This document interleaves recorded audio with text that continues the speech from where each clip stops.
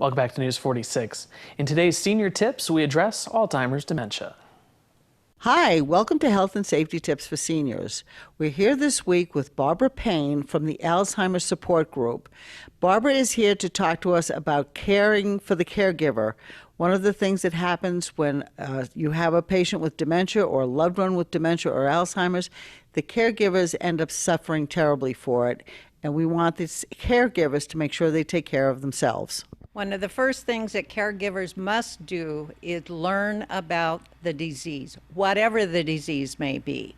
And they can learn about it, of course, from their doctor if they will share information with you. You can learn about it by going to the Alzheimer's internet. You can buy many, many books about the disease. And go to our local library. They will be able to help you as well. There's also a support group in town that can give you information. Ask for help from family members and your neighbors, and inform them what you've learned about the disease. Then they will be more willing to help you. There are also agencies in town who can assist you. Some of them do charge. There are ones that are free also. There's another important thing that caregivers must do, and that's find time for themselves. For instance, when your loved one has a guest in the house, sneak out the back door and take a walk or take a swim or sit down and read a book. Do something that you want to do for you. Caregivers must care for themselves as well as their loved ones. This is taking care of medical conditions, hard of hearing, eye care. Both of you need to take care of that at all times. You also need to get regular sleep. You need to eat healthily. And like I say, do daily physical activity. Always be positive. Know that what you can do and what you cannot do. There are many things that are out of your control, but your positive attitude will help to give your loved ones the best care. Have them help you with a project. They may not be able to do it well, but give them the opportunity to be helpful. Patience. That's a word I use often in my support group. I tell everyone in the support group they have patience written across their forehead. And you know, they do remember that. Smile. Always smile. Because when one smiles, so does everybody around you. And always look your loved one in the eye when you're speaking to them. Dr. Tali Arik from Healthcare Partners spoke to News 46 about himself and his practice. I'm a cardiologist, and of course cardiology training is preceded by internal medicine training. It's a long course of education and training. And for many years I worked in Arizona, not just Phoenix, but smaller towns throughout Arizona. And that's what brought me ultimately to work in Pahrump. Being in Las Vegas, coming out here was a natural for me to provide services to a smaller community. You work for Healthcare Partners primarily, right? I do. And at Desert View Hospital? I do now, ever since November. All right. What happened in November? Well, Dr. Siegel, who cared for many people here and was well known for his services for many years, retired from this community. He's working part-time in Las Vegas. So the hospital approached me and Healthcare Partners about whether we could do cardiology here and fill that gap, that void.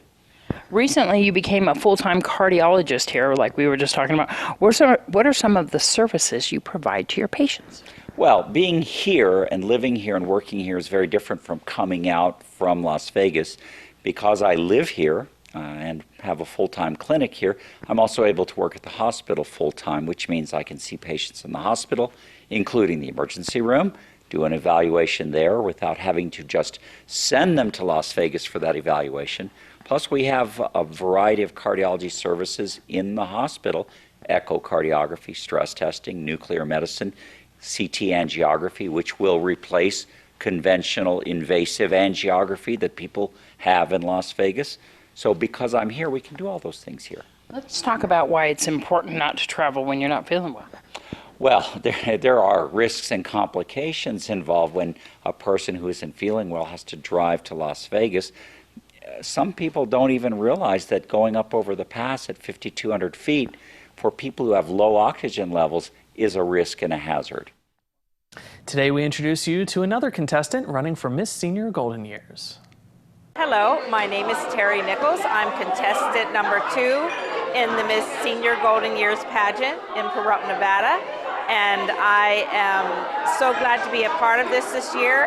BJ and all the ladies have made me feel so welcome, and the girls I'm running with are just delightful, and so I'm looking forward to the pageant July 9th. A little apprehensive, but excited at the same time, and I hope you get tickets to come, and we'll see you there. It's going to be a nice pageant there at the Saddle West for the Miss Senior Golden Years. Are you going to go? Sure. It's going to be lots of fun. Got lots of contestants there.